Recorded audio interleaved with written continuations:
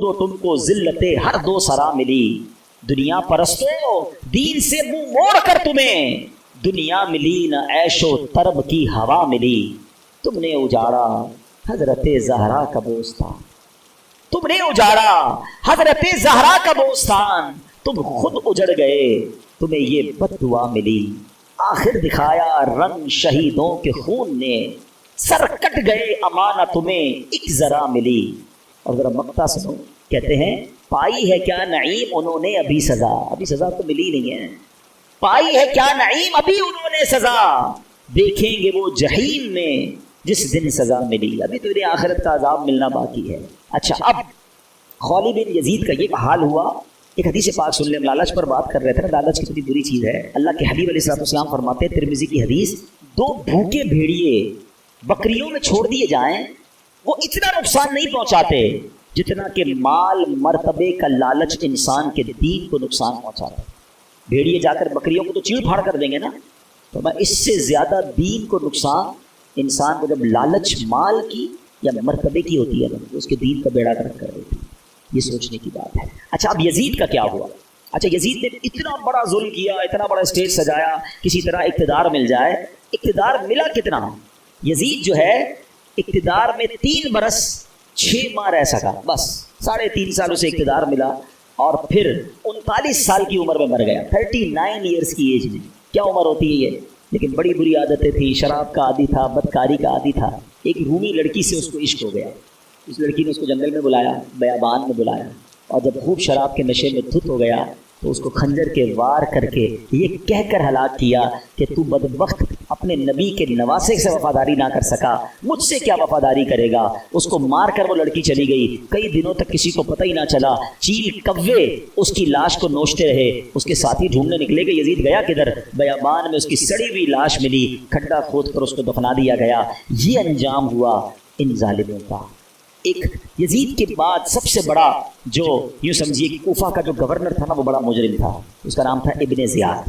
ابن زیاد کی بھی آپ دیکھیں، اللہ پاک کی کہتے ہیں نا، اللہ اپنی قدرت کے نظارے کیسے دکھاتا ہے۔ 10 محرم ہی کا دن تھا، 6 برس بعد 10 محرم کے دن ابن زیاد انتہائی ذلت کے ساتھ مارا گیا۔ اس کا سر کٹوا کر کوفہ میں مختار ثقفی کو بھجوایا گیا۔ یہ وہی محل تھا جہاں امام حسین کے سر انور کو لایا گیا تھا۔ ٹھیک 6 سال بعد ابن زیاد کے سر کو لایا گیا۔ اب اس کا جب سر رکھا گیا تو ایک بڑا سا سانپ آیا اور اس کے سر کے اندر داخل ہو گیا۔ پورے محل کے لوگ ڈر گئے، کبھی آنکھوں میں جاتا، کبھی ناک میں جاتا۔ میرے پیارے اسلامی بھائیوں، یہ واقعات ان یزیدیوں کا انجام ہمیں بتاتا ہے کہ ظلم جو ہے نا، تو زیادہ دیر نہیں چلتا ہے۔ اگر دنیا میں آج بھی کوئی ظلم کر رہا ہے، کسی کا مال دبایا ہوا ہے، کسی کا حق دبایا ہوا ہے، کسی کی زمین پہ قبضہ کیا ہوا ہے، کسی کو ویسے ہی ڈرا رہا ہے، تو یہ نہ سمجھے کہ یہ پائیدار ہے۔ ظالم کا انجام جو ہے نا، وہ بڑا ہی عبرتناک ہوتا ہے۔ پھر دنیا تماشا دیکھتی ہے، اور مظلوم جو ہے اللہ اسے ترقی دیتا ہے، اللہ اسے عروج دیتا ہے۔ قرآن مجید فرقان حمید میں اللہ کریم نے ظالموں کے بارے میں کیا فرمایا؟ اللہ فرماتا ہے کذالک اخذ ربک اذا اخذ القری وهي ظالمہ ان اخذہ علیم شدید۔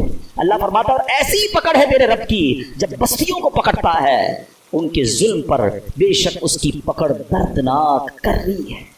اللہ جب پکڑتا ہے نا تو پھر اس کی لاٹھی بے آواز ہے۔ پھر پتہ چلتا ہے ظالموں کو کیسے تتر بتر ہو جاتے ہیں۔ بڑے بڑے ظلم کرنے والے آئے، ان کا نام لینے والا کوئی نہیں۔ تو میرے میٹھے اسلامی بھائیوں، ظالم ہونا یہ یزیدی طریقہ ہے، مظلوم ہونا یہ حسینی طریقہ۔ کبھی ظلم ہو بھی جائے نا تو ظلم کا بدلہ ظلم سے نہیں دیا جاتا۔ اس نے ہمارے بندے مارے، ہم اس کے بندے مارتے ہیں۔ آج کل یہی ہوا ہے، دشمنیاں چلتی ہیں ہمارے یہاں، نہیں تو کبھی قبائلی علاقوں میں چلے جائیں۔ ہمارا جب دورہ ہوتا ہے بلوچستان میں اور اندرون سندھ میں، تو پتہ چلا وہ خاندانی اور قبائل کی لڑائی چل گئی، انہوں نے ہمارے بندے مارے، اب ہم ان کے ماریں گے، اسی چکر میں زندگیاں گزر گئی۔ ختم کریں چیزیں۔ ظلم کرنے والا کبھی کامیاب نہیں ہوتا، اللہ مظلوم کے ساتھ ہوتا ہے، مظلوم کی دعا سنی جاتی ہے۔ تو ہمیں اللہ ہمیشہ ظلم سے محفوظ فرمائے کہ انشاءاللہ ہماری وجہ سے کسی مسلمان کو تکلیف نہیں پہنچے گی۔ ہم تکلیف سہ لیں گے، صبر کر لیں گے، لیکن کسی کو تکلیف نہیں پہنچائیں گے، کیونکہ امام حسین کے پیچھے پیچھے جنت میں جانا ہے انشاءاللہ۔ اللہ پاک ہمیں کربلا والوں کا فیضان نصیب فرمائے، اور ان کی قربانیاں اور ان کے مزارات پر کروڑوں رحمتوں کی بارش نازل فرمائے، اور ان کے صدقے ہمیں بھی دین متین کی خاطر قربانی دینے والا بنا، قربانی دینے کے عادی بنو۔ چھٹی ہوگی تو اجتماع میں جائیں گے، چھٹی ہوگی تو جناب کوئی نیکی کا کام کریں گے ورنہ تو کاروبار ہی کرنا. ایسا نہیں, وقت کی قربانی دیں. آپ سے جان کی تو ابھی کوئی قربانی نہیں مانگ رہا, ایٹ لیسٹ وقت کی تو قربانی دیں. مدنی قافلے دعوت اسلامی کے سفر کرتے ہیں, قافلوں میں سفر کریں, دین کے لیے وقت دیں, قرآن پڑھنے کے لیے وقت دیں, علم دین سیکھنے کے لیے وقت دیں, کچھ اچھا بڑا کام دین کا کرنے کے لیے وقت دیں, تو انشاءاللہ یہ وقت کا ایک ایک لمحہ بھی آپ کو کام آئے گا. اللہ پاک ہمیں عمل کرنے کی توفیق دے. والصلاة والسلام على سید المرسلین. اما بعد فاعوذ باللہ من الشیطان الرجیم. بسم اللہ الرحمن الرحیم. پڑھیے الصلاۃ والسلام علیک یا رسول اللہ وعلی آلک واصحابک یا حبیب اللہ. الصلاۃ والسلام علیک یا نبی اللہ وعلی آلک واصحابک یا نور اللہ. میٹھے میٹھے اور پیارے پیارے اسلامی بھائیوں اور مدنی چینل کے ناظرین, الحمدللہ عز و جل بابا مدینہ کراچی کے علاقے گلشن گاؤں میں عاشقان رسول سنت بھرے اجتماع میں شامل ہیں. رب کریم سب کا جمع ہونا اپنی رضا ہے. آئیے بیان سے پہلے کچھ اچھی اچھی نیتیں کر لیتے ہیں. مصطفیٰ جان رحمت شمع بزم ہدایت نو شاہ بزم جنت قائد کرے مجھے سخاوت ممبئے صلی اللہ تعالی علیہ وسلم کا فرمان عالی شان ہے نیت المؤمن خیر من عملی, کہ مومن کی نیت اس کے عمل سے بہتر ہوتی ہے. آئیے نیت کرتے ہیں کہ اللہ عز و جل کی رضا پانے, ثواب کمانے کے لیے اول تا آخر اجتماع میں شرکت کروں گا. ادھر ادھر دیکھنے سے بچتے ہوئے, بات چیت کرنے سے بچتے ہوئے, موبائل فون کے استعمال سے بچ کر ممکن ہوا تو بیان کی تعظیم کی نیت سے دو زانو بیٹھ کر بیان سنوں گا. آپ میں سے جن کے لیے ممکن ہو وہ دو زانو بیٹھ جائیں, جس طرح تقیات میں بیٹھتے ہیں. تھک جائیں تو پھر جیسے چاہیں بیٹھ جائیں. درود پاک پڑھنے کے بے شمار فضائل و برکات ہیں. بہت ساری احادیث فضائل درود بھی ملتی ہیں. سرور کائنات علیہ الصلوۃ والسلام فرماتے ہیں بے شک اللہ عز و جل نے ایک فرشتہ میری قبر پر مقرر فرمایا. ان اللہ وکل بقبر ملک, اللہ تعالیٰ نے ایک فرشتہ میری قبر پر مقرر فرمایا ہے. اور پھر آقا فرماتے ہیں اللہ تعالیٰ نے جسے تمام مخلوق کی آوازیں سننے کی طاقت عطا فرمائی. ذرا لسننگ پاور سمجھیے گا اس فرشتے کا کہ جو نبی پاک کے روضے پر اللہ تبارک و تعالیٰ نے مقرر فرمایا. کیسا پاور ہے کہ ساری مخلوق کی آواز سنتا ہے. پھر آقا فرماتے ہیں بس کوئی قیامت تک جب مجھ پر درود پاک پڑھتا ہے تو مجھے اس کا اور اس کے باپ کا نام پیش کرتا ہے اور کہتا ہے فلاں بن فلاں نے یا رسول اللہ آپ پر درود بھیجا ہے. غور کرنے والی بات ہے, دو باتیں بڑی اہم سیکھنی ہے اس ایک ہی حدیث سے. دو بہت خوبصورت کانسیپٹ کلیئر ہوتے ہیں کہ فرشتہ جو نبی پاک علیہ الصلوۃ والسلام کے روضے پر موجود ہے اس کی لسننگ پاور کا عالم یہ ہے, سماعت کی قوت کا عالم یہ ہے کہ آج گلشن اقبال میں بیٹھ کر, کراچی میں بیٹھ کر ہم درود پاک پڑھیں, فرشتہ مدینے میں وہ درود پاک سن لیتا ہے. صرف کراچی والوں کا نہیں, افریقہ, امریکہ, یورپ, دنیا میں جہاں جہاں عاشقان رسول درود پڑھتے ہیں فرشتہ ان کا درود سنتا ہے. اچھا صرف درود سنتا نہیں, سننے کے بعد پہچان بھی لیتا ہے کہ درود پڑھنے والا کون ہے. آج کل سائنس نے ترقی کی ہے, ہمارے موبائل فون میں بھی کالر آئی ڈی ہوتی ہے, کال کریں تو پتہ چل جاتا ہے کہ فون کس نے کیا, نام لکھا ہوا آ جاتا ہے.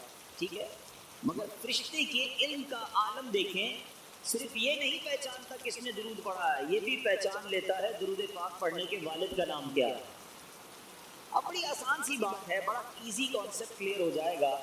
دنیا کا دستور ہے کہ جو دربان ہوتا ہے, جو چوکیدار ہوتا ہے, جو پیغام رساں ہوتا ہے, اس سے زیادہ پاورفل جو ہے وہ مالک مقام ہوتا ہے. گھر کے باہر جس چوکیدار کو کھڑا کیا جائے یا پیغام لانے کے لیے جس کو رکھا جائے اس سے زیادہ پاورفل تو گھر والا ہوگا نا.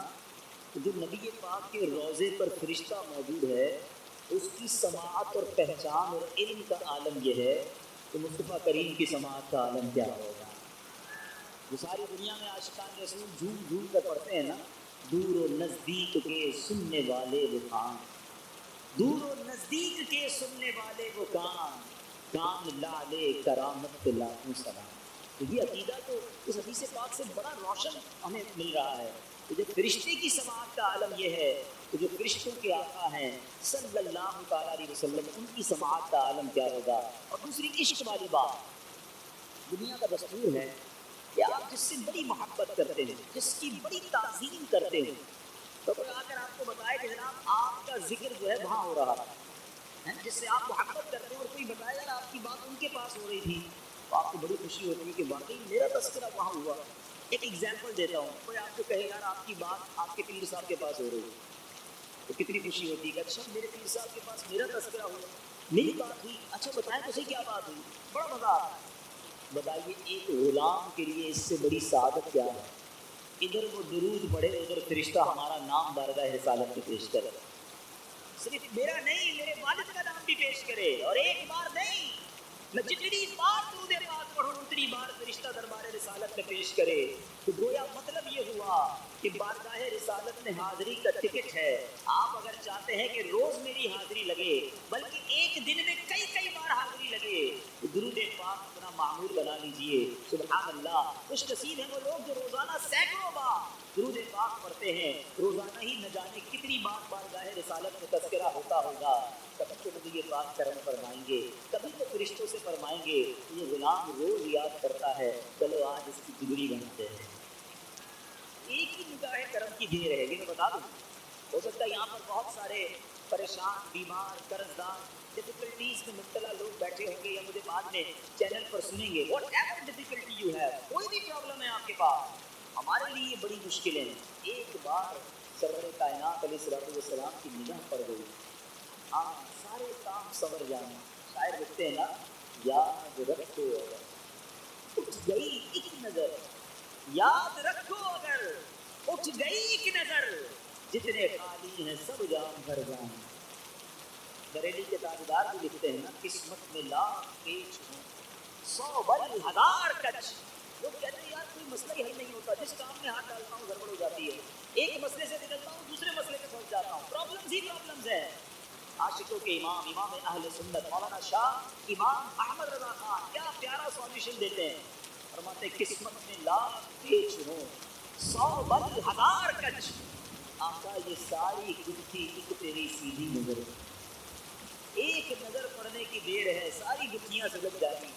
تو پڑھیے نا درود پاک، کثرت سے پڑھیے، پھر دیکھیں کیسے درود پاک کی برکتیں ملتی ہیں. سبحان اللہ. صدیق اکبر رضی اللہ عنہ تو خود فرماتے ہیں پیارے آقا علیہ السلام پر درود پاک پڑھنا گناہوں کو ایسا مٹا دیتا، اتنی جلدی مٹا دیتا ہے کہ پانی بھی آگ کو اتنی جلدی نہیں مٹا.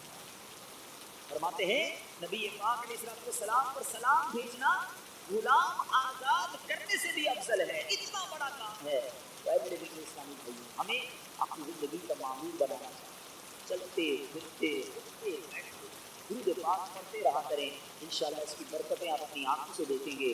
آئیے مل کر محبت کے ساتھ باآواز بلند درود پاک پڑھ لیجیے. صلو علی الحبیب صلی اللہ تعالی علی محمد صلی اللہ علیہ وسلم.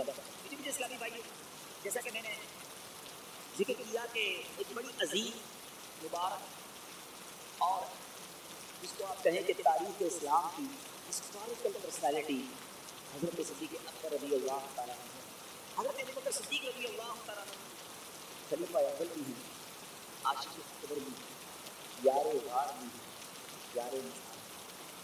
نبی پاک کے ایسے ساتھی ہیں کہ جب بھی ان کے بارے میں ہم جانتے ہیں، پڑھتے ہیں، ہمارا ایمان تازہ ہو جاتا ہے. آپ کا نام شاید بہت سارے یہاں موجود اسلامی بھائیوں کے لیے بھی اور بہت سارے مدنی چینل کے ناظرین کے لیے بھی نئی بات ہوگی. اگر یہ سوال کریں کہ بتائیے آپ کا نام کیا ہے، حضرت ابو بکر ان کا نام نہیں ہے. ان کی کلیت اتنی پاپولر، اتنی مشہور ہوئی کہ ساری دنیا انہیں ابو بکر کے نام سے جانتی ہے، مگر ابو بکر جو ہے آپ کی کلیت ہے. نبی پاک علیہ السلام کے اس عظیم ساتھی کا نام عبداللہ، عبداللہ آپ کا نام تھا، ابو بکر آپ کی کلیت. سب سے پہلے اسلام لانے والی شخصیت مردوں میں حضرت ابو بکر صدیق رضی اللہ تعالیٰ عنہ ہیں. اور آپ علیہ السلام کے جو القابات مشہور ہوئے، عتیق اور صدیق. عتیق کا مطلب ہے آزاد،